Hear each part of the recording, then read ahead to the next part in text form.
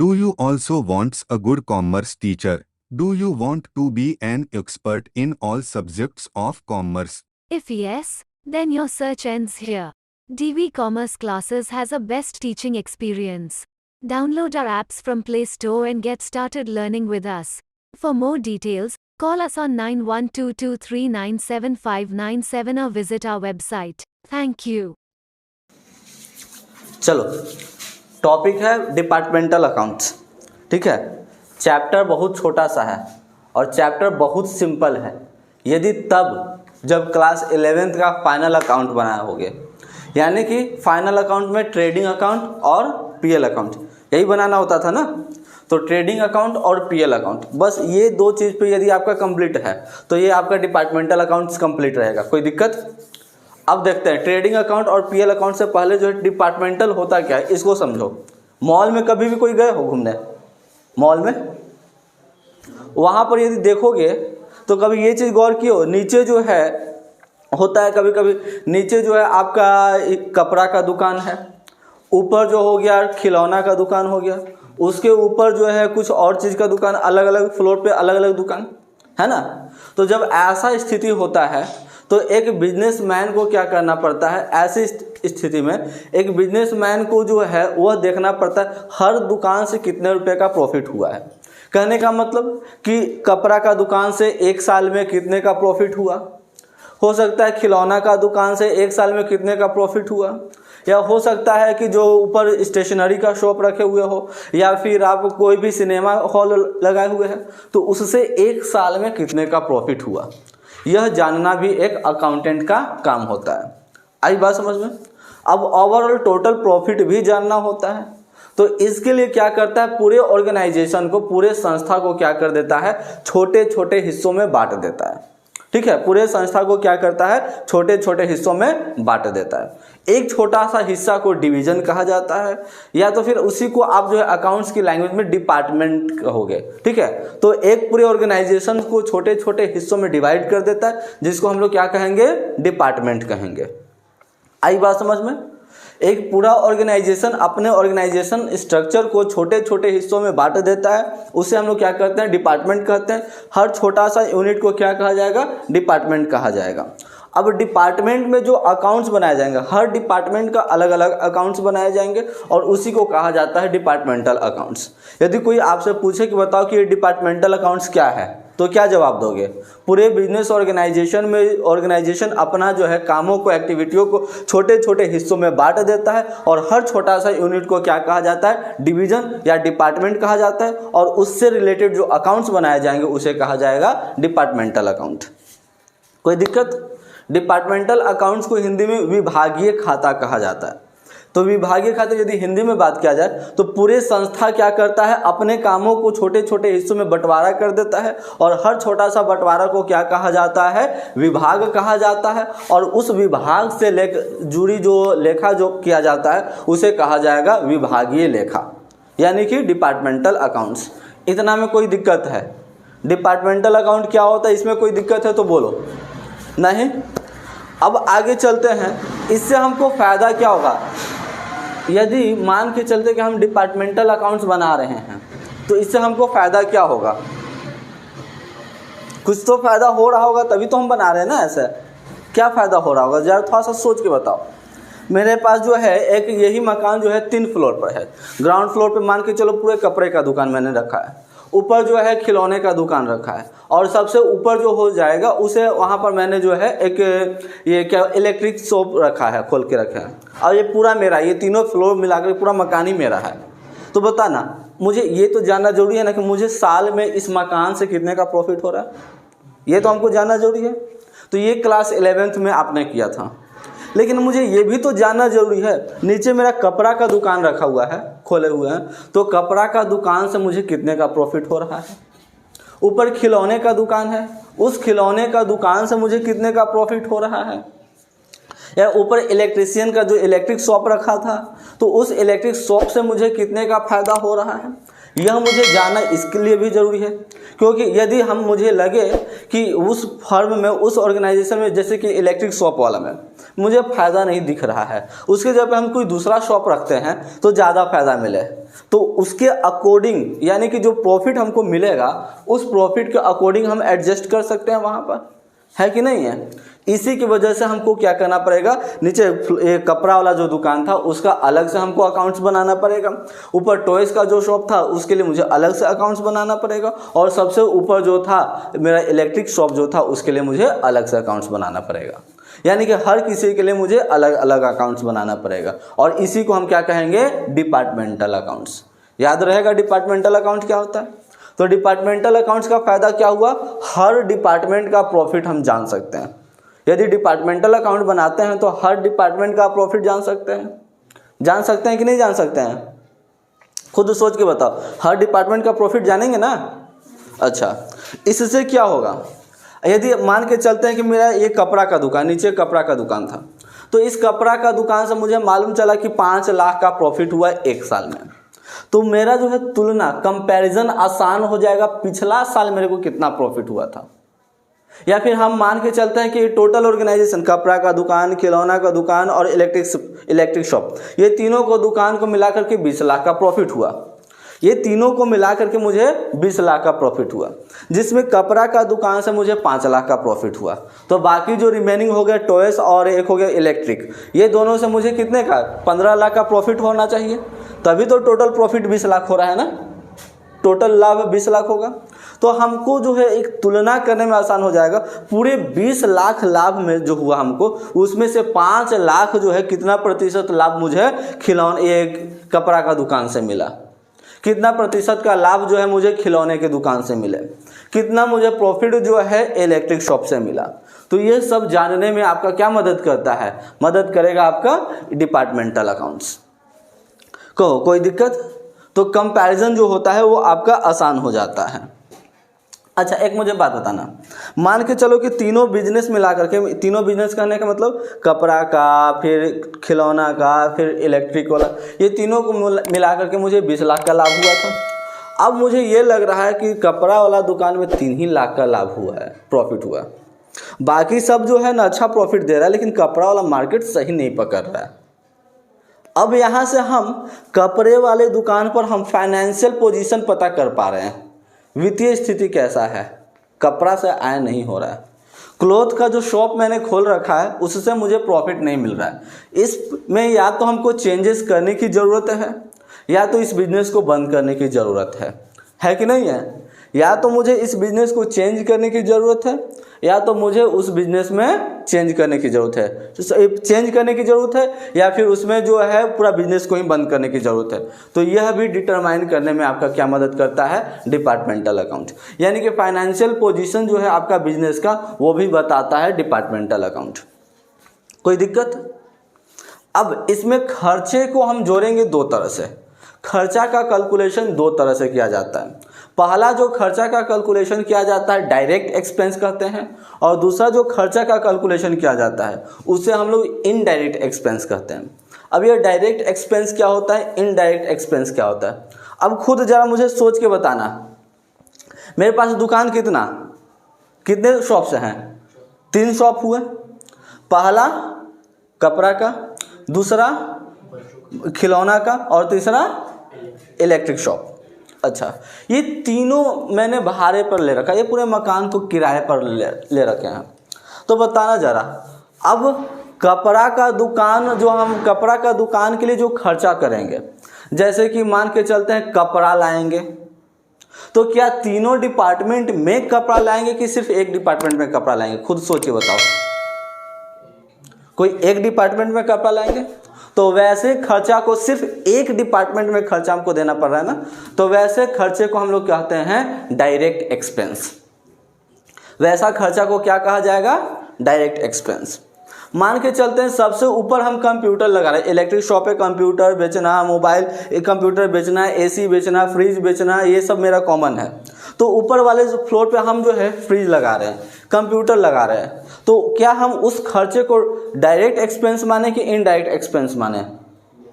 Direct expense माने क्यों? क्योंकि हम सिर्फ उस खर्चा को सिर्फ और सिर्फ उसी दुकान में लगा रहे हैं, है कि नहीं। लेकिन यदि हम कहते हैं कि हम पूरे मकान का किराया दिए, पूरे मकान का मैंने किराया दिया, तो अब उसे हम डायरेक्ट एक्सपेंस माने कि इनडायरेक्ट एक्सपेंस माने? इनडायरेक्ट एक्सपेंस मानेंगे, क्योंकि किराया जो हमने दिया है ग्राउंड फ्लोर का, कपड़ा वाला दुकान के लिए भी किराया उसमें शामिल है, खिलौना वाला दुकान का भी किराया उसमें शामिल है, और ऊपर जो आपका जो है ये क्या बोलते हैं इलेक्ट्रिक शॉप रखा थे उसका भी किराया इसमें शामिल है। तो यानी कि एक्सपेंस दो तरह का होता है। पहला जो एक्सपेंस होता है उसको क्या कहते हैं? पहला जो एक्सपेंस है वह डायरेक्ट एक्सपेंस होता है, और दूसरा जो एक्सपेंस होता है उसे क्या कहा जाता है? इनडायरेक्ट एक्सपेंस कहा जाता है। यदि अब बात करोगे डायरेक्ट एक्सपेंस, तो हर डिपार्टमेंट का अलग अलग होता है। हर डिपार्टमेंट, मान के चलते हैं 3 डिपार्टमेंट है, तो डिपार्टमेंट ए, डिपार्टमेंट बी और डिपार्टमेंट सी, तीनों का सेपरेट होता है। जबकि इनडायरेक्ट एक्सपेंस को बोले तो इनडायरेक्ट एक्सपेंस जो होता है एक होता है कॉमन होता है, साधारण सा होता है। आई बात समझ में? तो अब एक छोटा सा एग्जांपल के साथ समझते हैं। मान के चलो कि ये एक मेरा बिजनेस है, इसमें 3 तल्ला है, 3 फ्लोर्स है, या आप कहो इसमें 4 फ्लोर भी लेके चलते हैं। चलो 4 फ्लोर लेकर के चलते हैं। ग्राउंड फ्लोर पे मैं जो हूँ एक क्लॉथ का दुकान मैंने खोल रखा है, ऊपर मैंने बोला था टॉयज का शॉप रखा था, यहाँ पर इलेक्ट्रिक और एक और कुछ बोल दो, चलो बेवरेज, ठीक है, बेवरेज खाने पीने का इसमें सब कुछ रख देंगे हम, बेवरेज कहो दो, या फिर यहाँ पर फूड स्टॉल, ये जो भी कहना है कह दो इसको। अब चलते हैं, इस दुकान में हम सिर्फ और सिर्फ कपड़ा लगाएंगे, कपड़ा डालेंगे, वो कौन सा एक्सपेंस कहलाएगा? Direct expense. खिलौना डालेंगे, डायरेक्ट एक्सपेंस कहलाएगा। इलेक्ट्रिक में जो है हमने फर्नीचर, ये क्या बोलते हैं, कंप्यूटर खरीदा, टीवी खरीदा, वो सब कौन सा हो जाएगा? डायरेक्ट एक्सपेंस हो जाएंगे। बेवरेज में हो सकता है मैंने चाय खरीदा, कॉफ़ी खरीदा, फूड आइटम्स में कुछ खाने पीने वाला बहुत सारे आइटम्स है, वो सब मैंने वहाँ पर रॉ मटेरियल्स लेकर के रख दे रहा है बेचने के लिए, तो वो मैंने वहाँ पर रखा है। तो ये सब जो है डायरेक्ट एक्सपेंस है, ठीक है, ये सब क्या हो जाएगा? डायरेक्ट एक्सपेंस हो जाएगा। लेकिन मैं यदि कहता हूं कि इस पूरे बिल्डिंग में, यहाँ पर एक बिल्डिंग के बगल में, ठीक है, इस बिल्डिंग के बगल में एक छोटा सा चैम्बर है, यहाँ पर मैनेजर बैठे हुए हैं, छोटा सा चैम्बर है, यहाँ पर कौन बैठे हुए हैं? मैनेजर बैठे हुए हैं, ठीक है। अब मैनेजर, आप लोग खुद बताना, अब आप लोग को बताना है कौन सा एक्सपेंस होगा, डायरेक्ट एक्सपेंस की इनडायरेक्ट एक्सपेंस, खुद सोच के बताना। मैनेजर क्या करता है, इसमें इतने सारे शॉप्स हैं, अकेले तो हैंडल नहीं करने वाला ना, यहाँ पर क्या करेगा? लोगों को हायर करेगा, यहाँ पर स्टाफ्स होंगे, तो स्टाफ को क्या दिया जाएगा? सैलरी दिया जाएगा कि वेजेस दिया जाएगा? सैलरी दिया जाएगा। तो चलो, मैनेजर का काम सैलरी भी देना होगा। तो अब बताओ कि यदि पूरे का हम कहते हैं, हम सिर्फ कह रहे हैं कि पूरे 1 साल में 80,000 रुपया सैलरी दिया गया है, पूरे 1 साल में 80,000 रुपया सैलरी दिया गया है, तो अब बताना कि वह सैलरी डायरेक्ट एक्सपेंस होगा कि इनडायरेक्ट एक्सपेंस होगा? डायरेक्ट एक्सपेंस होगा कि इनडायरेक्ट एक्सपेंस होगा? खुद सोच के बोलो। मैंने ये नहीं कहा कि मैंने इस डिपार्टमेंट में इतना का सैलरी दिया, मैंने ये सिर्फ कह रहा हूँ कि मैं पूरे हम ऑर्गेनाइजेशन में मैंने जो है 1 साल में 80,000 का सैलरी दिए हैं। कौन सा एक्सपेंस है? इनडायरेक्ट एक्सपेंस है। क्यों? क्योंकि मुझे उससे यह नहीं मालूम है कि कौन से डिपार्टमेंट के लिए सैलरी दिया गया है। यदि मैं कह दूं कि पूरे 80,000 का सैलरी मैंने दिया था, जिसमें से 10,000 का सैलरी क्लॉथ वाले डिपार्टमेंट में दिया गया, तो अब बताओ, क्लॉथ डिपार्टमेंट में 10,000 का सैलरी दिया गया है, तो वह कौन सा एक्सपेंस हो जाएगा? डायरेक्ट एक्सपेंस हो जाएगा।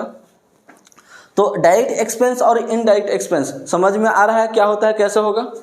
चलते हैं। अच्छा, एक मुझे बात बताना, यदि हम कहते हैं कि 40,000 रुपया जो है हमने इलेक्ट्रिक शॉप में दिया, 40,000 रुपया सैलरी, तो इस सैलरी को आपने क्या मान रखा है? डायरेक्ट एक्सपेंस, है ना। और हमने कहा कि मेरे को टोटल हमने जो है 80,000 रुपया जो है हमने दिया है, इसमें ये पूरे सैलरी दिए हैं, पूरे हमने सैलरी दिया ये चारों डिपार्टमेंट मिला करके 80,000 रुपया। तो अब आप बताओ कि क्लॉथ वाला डिपार्टमेंट में कितना का सैलरी मैंने दिया, खुद सोचो। टॉयज वाले शॉप में मैंने कितने का सैलरी दिया।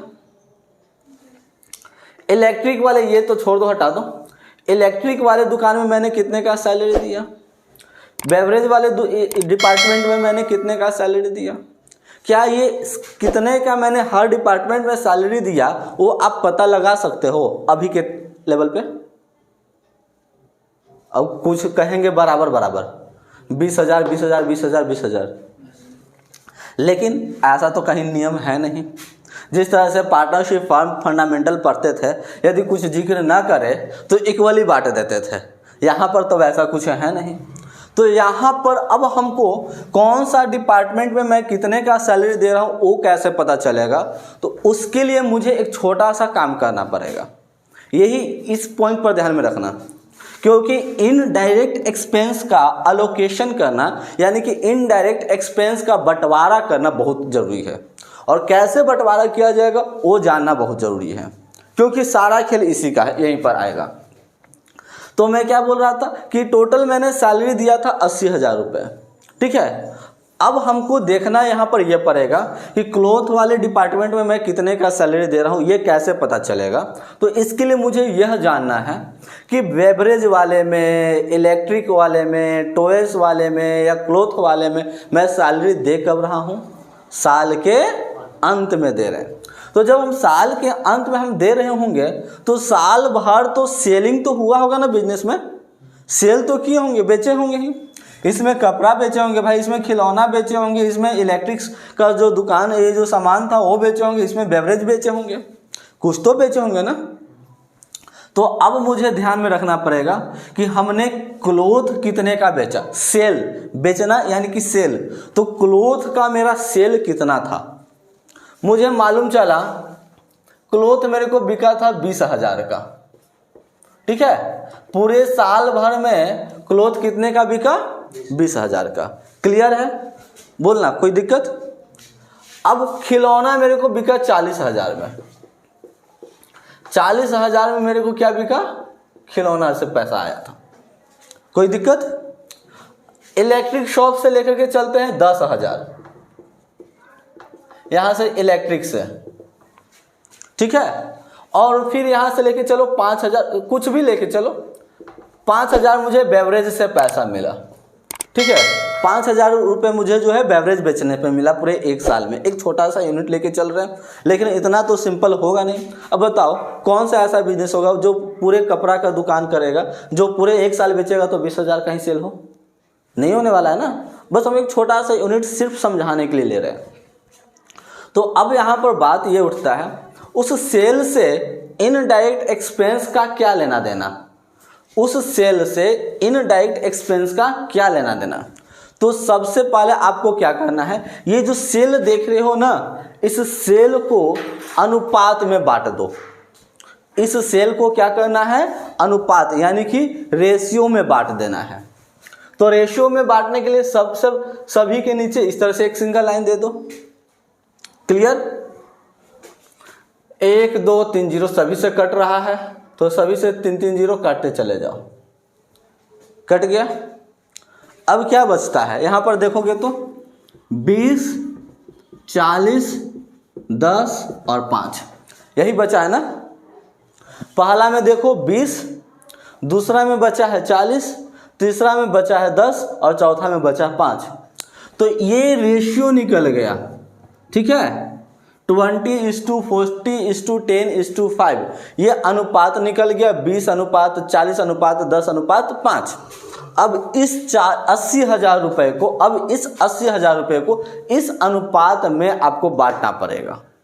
यानी कि इनडायरेक्ट एक्सपेंस जो होता है, उस इनडायरेक्ट एक्सपेंस को किसके आधार पर बांटा जाता है, सेल के आधार पर बांटा जाता है।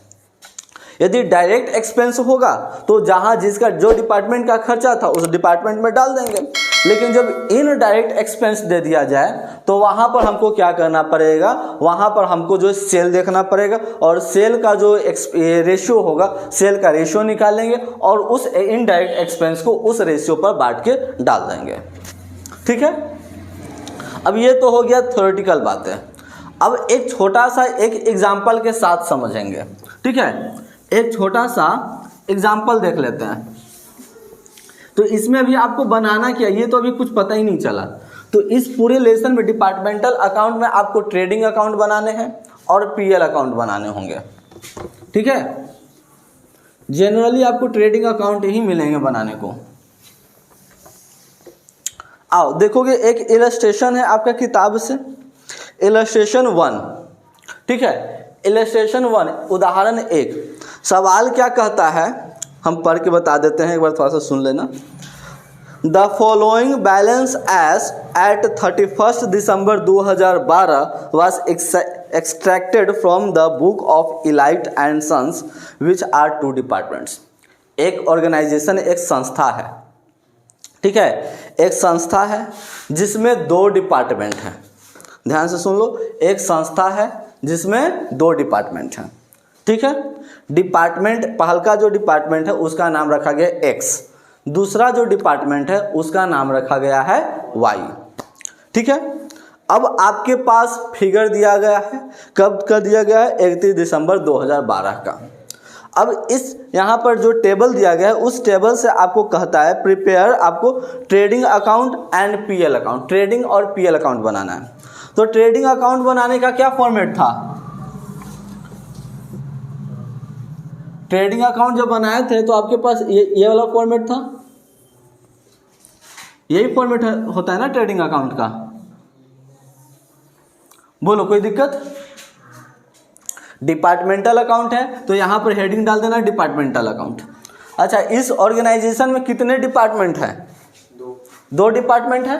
तो अमाउंट के लिए जो कॉलम बनेंगे ये 2 को बन जाएंगे, अमाउंट का जो कॉलम हो जाएगा ये 2 हो जाएगा। यानी कि पहला जो कॉलम है ये हो जाएगा आपका पार्टिकुलर्स, ये है आपका डिपार्टमेंट एक्स और ये है आपका डिपार्टमेंट वाई। फिर से ये हो जाएगा आपका पार्टिकुलर्स और ये हो जाएगा आपका डिपार्टमेंट एक्स और ये हो जाएगा डिपार्टमेंट वाई। इतना में कोई दिक्कत। अब चलते हैं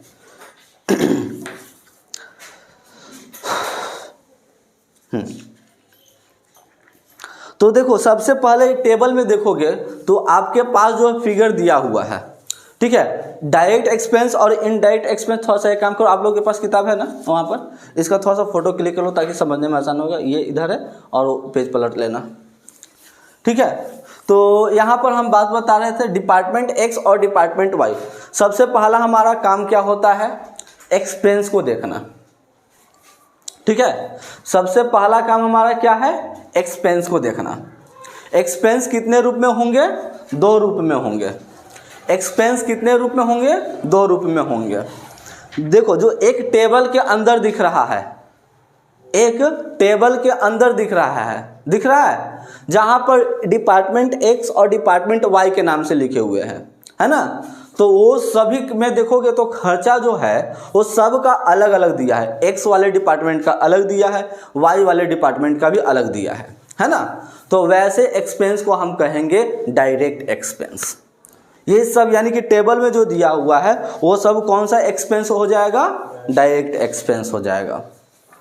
उसके बाद फिर आगे देखोगे तो आपके पास कुछ एडिशनल इंफॉर्मेशन लिखा हुआ है एडिशनल इन्फॉर्मेशन। तो वहाँ पर देखो तो आपका जो है ऑफिस में जो है सेलिंग एक्सपेंसेस जो है 2,56,000 का है। तो अब डिपार्टमेंट एक्स का है कि डिपार्टमेंट वाई का है यह नहीं पता चल रहा है, तो इसको हमको अलोकेट करना है। तो कैसे अलोकेट करेंगे, इसका सेल के अनुसार सेल देखेंगे और सेल के बाद जो है उसका रेशियो निकाल लेंगे। और यहाँ तक आपके सवाल में भी कहेगा अलोकेट करने के लिए, जैसे कि देखो पढ़ो, नीचे लिखा हुआ है allocated expenses to be appointed in the ratio of net sale of each department, है ना, लिखे हुआ है। यानी कि हर डिपार्टमेंट का जो सेल होगा, नेट सेल होगा, नेट सेल यहाँ पर कह रहा है। तो नेट सेल का मतलब क्या होता है, सेल में से सेल्स रिटर्न को घटा देने के बाद, ठीक है। तो जो नेट सेल होगा उस नेट सेल पर निकाला जाएगा, ठीक है। तो सबसे पहले मुझे एक बात बताना, ट्रेडिंग अकाउंट बनाते हो तो सबसे पहले क्या लिखा जाता है, टू ओपनिंग स्टॉक लिखा जाता है ना। तो टू ओपनिंग स्टॉक, जरा बताना हर डिपार्टमेंट का अलग अलग दिए हुए होगा, है दिया हुआ। एक्स का कितना है, एक्स के लिए 50,000, वाई का कितना है, वाई का है 40,000। यहाँ तक कोई दिक्कत। अब आगे बढ़ते हैं। इसके बाद फिर आओ परचेस। परचेस कितना दिया गया है, टू परचेस। ध्यान में रखना परचेस होगा तो परचेस में से रिटर्न यदि है तो रिटर्न को लेस करना है, ठीक है। रिटर्न देखो एक बात पे यहाँ पर नोट कर लेना आप लोग थोड़ा सा, परचेस यदि होगा तो उसका जो लेस कर देना है, परचेस यदि है तो उसमें से लेस कर देना है क्या, रिटर्न, ठीक है। रिटर्न जो है ये आपका दो नाम से दिया हुआ होगा, रिटर्न दो नाम का होता है। परचेस की मैं बात कर रहा हूँ, पहला लिखे हुए होगा परचेस रिटर्न के नाम से लिखे हुए होगा, या फिर दूसरा लिखे हुए होगा रिटर्न आउटवार्ड के नाम से। ये दोनों का मतलब सेम होता है। परचेस रिटर्न का मतलब ही खरीदा हुआ माल को वापस कर देना, रिटर्न आउटवार्ड उसी का दूसरा नाम होता है। यानी कि रिटर्न आउटवार्ड भी यदि मिल जाए तो उसका मतलब ही क्या होता है, परचेस रिटर्न होता है। ये वाले शब्द को थोड़ा सा ध्यान में रखना क्योंकि यहाँ पर काम आने वाला है रिटर्न आउटवार्ड। रिटर्न आउटवार्ड जो होता है परचेस रिटर्न, और रिटर्न इनवार्ड जब लग जाएगा तो वो सेल्स रिटर्न। तो यहाँ पर परचेस में से परचेस लेस रिटर्न। अच्छा बताओ डिपार्टमेंट एक्स का परचेस कितना है, परचेस है डिपार्टमेंट एक्स का 4,60,000। अब उसका रिटर्न देखो, परचेस रिटर्न 4,000, तो 4,60,000 में 4,000 घट जाएगा तो कितना बचेगा, 4,56,000। अब आते हैं डिपार्टमेंट वाई पर आते हैं। तो डिपार्टमेंट वाई में देखो कितना रुपया है परचेस, 3,80,000 है ना। उसमें से उसका रिटर्न कितना है, परचेस रिटर्न 2,000। तो 3,80,000 में 2,000 घट जाएगा तो कितना हो जाएगा, 3,78,000 यानी कि 78,000। बोलो कोई दिक्कत। अब आगे बढ़ते हैं। सेल्स, सेल्स हमेशा आपका क्रेडिट साइड जाता है ना, तो सेल्स को क्रेडिट साइड लिखोगे, यानी कि बाय सेल्स लेस रिटर्न। इसमें भी आपका वही काम करना है, सेल्स में से सेल्स रिटर्न को घटा देना है। तो सेल्स में से आपको क्या मैंने बोला, सेल में से आपको लेस कर देना है रिटर्न, ठीक है। सेल रिटर्न जो होता है इसको हम दूसरे नामों से भी जाना जाता है, क्या, रिटर्न इनवार्ड। इसको आप चाहो तो नोट कर लो, ये वाला पॉइंट को नोट कर लो तो ज़्यादा बेहतर होगा, ठीक है। या फिर डिजिटल इंडिया वाला काम कर लो तो भी ज़्यादा बेहतर होगा, क्योंकि आगे जब लिखेंगे तो हो सकता है मुझे मिटाना पड़ जाए, तब तक के लिए आपको रिफ्लेक्ट रहेगा, लिखना होगा तो लिख लेना। सेल बताओ डिपार्टमेंट एक्स का सेल कितना होता है, कितना दिया हुआ है, 12,66,000 यानी कि 12,66,000। इसमें से देखो कोई सेल्स रिटर्न भी है, कितने का रिटर्न है, 6,000।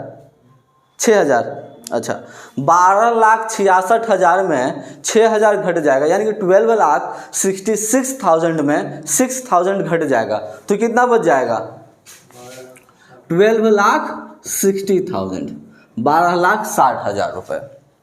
अच्छा डिपार्टमेंट वाई का बताना, 9,84,000 यानी कि 9,84,000।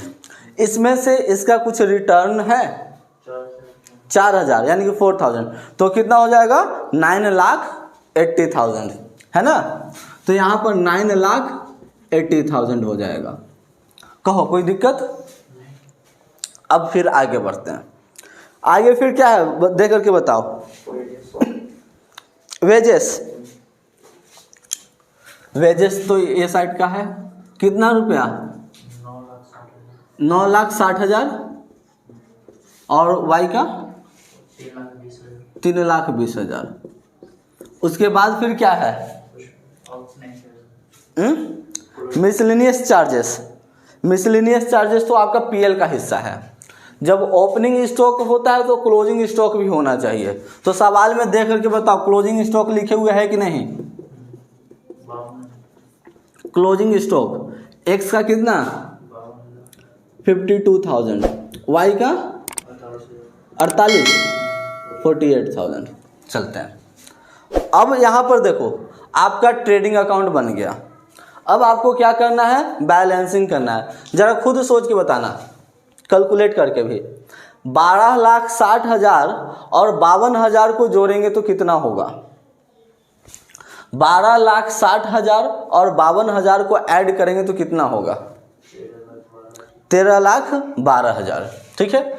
अब 13,12,000 में ये तीनों आइटम को घटा दो, यानी कि 13,12,000 माइनस 50,000 माइनस 4,56,000 माइनस 9,60,000, तो कितना हो जाएगा? ये साइड आपका कम हो जाएगा टू ग्रोस प्रॉफिट। कितना होता है? 4,46,000 एक्स का। अच्छा, वाई का यदि बात करें तो 9,80,000 और 48,000 को ऐड कर देंगे, उसमें से 40,000, 3,78,000 और 3,20,000 को घटा देंगे। कितना हो जाएगा?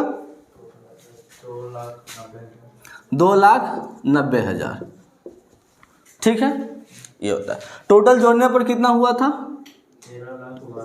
13,12,000 और इधर से इसका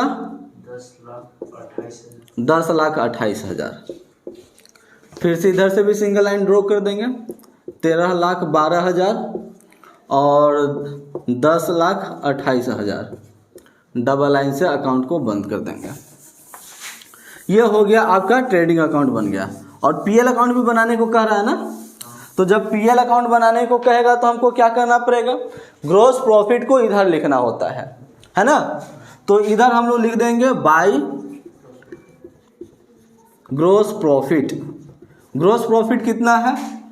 4,46,000, उसके बाद 2,90,000। ठीक है। अब आओ यहाँ पर मिसलेनियस चार्जेस जो दिया हुआ था वो आपका एनपी का हिस्सा होता है, तो यहाँ पर टू मिसलेनियस चार्जेस। बताओ एक्स का कितना है? 70,000 और वाई का 64,000। चलते हैं। इतना तक डायरेक्ट एक्सपेंस का काम हो गया। अब जो आगे देखोगे टेबल में का काम तो हो गया। अब जो भी आइटम दिया गया है वो सब कहाँ दिया गया है? टेबल के नीचे दिया गया है एडिशनल में। तो ये सब हमारा क्या हो जाएगा? Indirect expense. ठीक है। इनडायरेक्ट एक्सपेंस में हमको कैसे बंटवारा करना है? तो इनडायरेक्ट एक्सपेंस का बंटवारा जो है वह हमको सेल के अनुसार करना पड़ेगा। किसके अनुसार? सेल के अनुसार। तो सबसे पहले देखो, मुझे बताओ ऑफिस एंड सेलिंग एक्सपेंसेस। ठीक है। To office and selling expense total कितना है? ऑफिस एंड सेलिंग एक्सपेंस 2,56,000 यानी कि 2,56,000। अब इसमें डिपार्टमेंट एक्स का भी शामिल है और डिपार्टमेंट वाई का भी शामिल है। तो मुझे कैसे मालूम चलेगा कि अमाउंट जो है डिपार्टमेंट एक्स का है या अमाउंट जो है डिपार्टमेंट वाई का है? कैसे पता चलेगा अब, है ना? तो बताओ सेल कितना है? एक्स का सेल देखो 1,26,000 है ना। और वाई का सेल कितना है? 9,80,000। वही है। इसको सिंपलेस्ट फॉर्म में तोड़ दो, 4 को 0 कट जाएगा। 126/98 और कटेगा ये कट जाएगा 63 से, 63 बार में।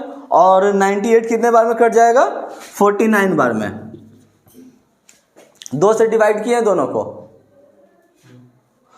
126 को 2 से भागा करो तो 63, 98 को जो है 2 से डिवाइड करो तो 49। यही होता है ना। यानी कि रेशियो क्या हो गया? 63:49 हो गया। अब आपका जो है ऑफिस एंड सेलिंग एक्सपेंस जो था 2,56,000। तो इस 2 लाख देखो यहाँ पर हम बता रहे हैं 2,56,000 को इसके रेशियो में बांट दो। ये एक्स का है और ये वाई का है, तो यानी कि 63 एक्स के लिए हो जाएगा। 63 और 49 को ऐड करो तो कितना होता है? 9, 10, 11, 12 की 2, 6, 4, 10 और 1, 11। ठीक है। इस रेशियो पे आपको इसको कैलकुलेट करना पड़ेगा। जल्दी से इसको कैलकुलेट करके बताओ तो कितना होता है। 2,56,000 गुना 63 63 और डिवाइडेड बाई 112 1,44,000। तो 1,44,000 रुपया जो है ये चला जाएगा एक्स के लिए। 2,56,000 था जिसमें से 1,44,000 तो एक्स के लिए, तो बचा कितना, जो बचा वो वाई के लिए। वाई का हिस्सा कितना था, 49 था, तो यहाँ पर हम लोग लिख देंगे 49, यानी कि 2,56,000 मल्टीप्लाइड बाई 49 और डिवाइडेड बाई 112 कितना होता है, जल्दी से कैलकुलेट करके बताओ। 1,12,000। बोलो कोई दिक्कत नहीं। अब चलते हैं सेलिंग एक्सपेंसेस के बाद फिर क्या था, डिप्रिसिएशन। अब डिप्रिसिएशन भी तो एक्स में भी लगेगा वाई में भी लगेगा, है ना। तो डिप्रिसिएशन टोटल कितना है, 72,800। तो 72,800 को डिवाइड करना है, एक 63 और 49 था ना, तो टोटल जोड़ने पर 112 हुआ था। 72,800 गुना 63 63 डिवाइडेड बाई 112 कितना होता है, 40,950। चलते हैं फिर यहाँ 49 वाई के लिए था 49, तो 72,800 मल्टीप्लाइड बाई 49 डिवाइडेड बाई 112 कितना हो जाएगा, 31,850। और फिर उसके बाद देखो आगे फिर क्या कहता है, आगे कुछ नहीं कहता है। तो अब बैलेंसिंग करना है। 4,46,000 में से 70,000 घटाओगे, 1,44,000 घटाओ और 40,950 घटाओ, तो क्या हो जाएगा, इधर नेट प्रॉफिट लिखते हैं, है ना। तो बताओ घटा करके कितना होता है, 4,46,000 में से 70,000 घटाना है, 1,44,000 घटाना है, 40,950 घटाना है, कितना होगा,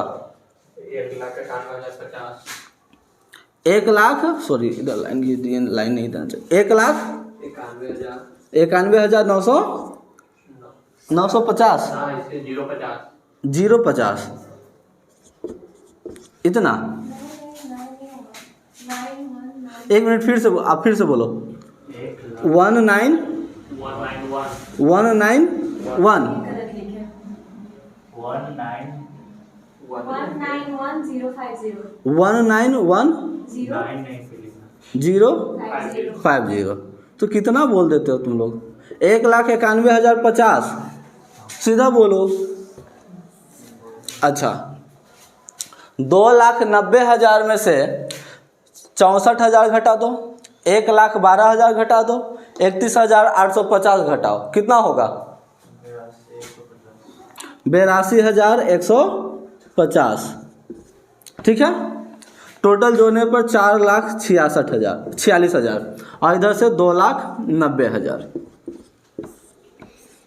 चलते हैं 4,46,000 और 2,90,000 और इस तरह से आपका जो है डिपार्टमेंट अकाउंट बन जाता है। एक बात पर खाली ध्यान में रखना है, बताने की तो ज़रूरत है नहीं, लेकिन फिर भी मैं बता देता हूँ। यदि आपका ग्रॉस प्रॉफिट, देखो इसको हमने दो हिस्सों में डिवाइड किया। ऊपर का हिस्सा जो है इसको ग्रॉस प्रॉफिट कहते हैं, ट्रेडिंग अकाउंट, और नीचे का जो हिस्सा है उसको प्रॉफिट एंड लॉस अकाउंट कहते हैं।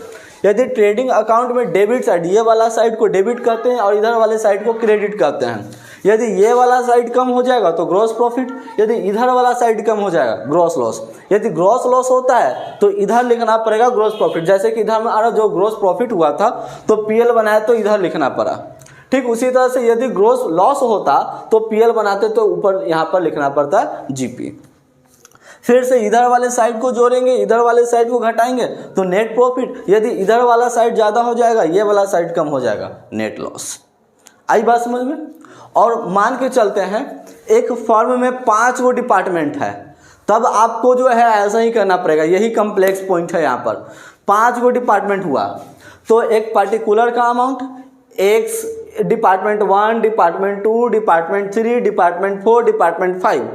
फिर से पार्टिकुलर का अमाउंट, फिर से department 1, department 2, department 3, department 4 and department 5, ऐसे आपको कहना पड़ेगा।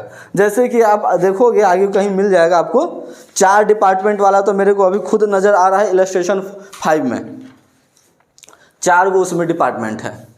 तो ऐसे ही आपका जो कॉपी होता है वो इस तरह से मत बनाना। ऐसे यदि 5 गो डिपार्टमेंट है तो ऐसे बनाओगे तो नहीं हट पाएगा, तो आपको जो है ऐसे करके बनाना, ऐसे ऐसे करके लैंडस्केप मोड में। हाँ, लैंडस्केप मोड में तो बहुत ज़्यादा हो जाएगा, ड्राइंग पेपर के जैसा बन जाएगा। उस मोड में बनाओ तो 5-6 डिपार्टमेंट आसानी से हट जाएगा, कोई दिक्कत। और इस तरह से आपका जो है डिपार्टमेंट अकाउंट जो होता है वो कंप्लीट हो जाता है। Do you also want a good commerce teacher? Do you want to be an expert in all subjects of commerce? If yes, then your search ends here. DV Commerce Classes has a best teaching experience. Download our apps from Play Store and get started learning with us. For more details, call us on 9122397597 or visit our website. Thank you.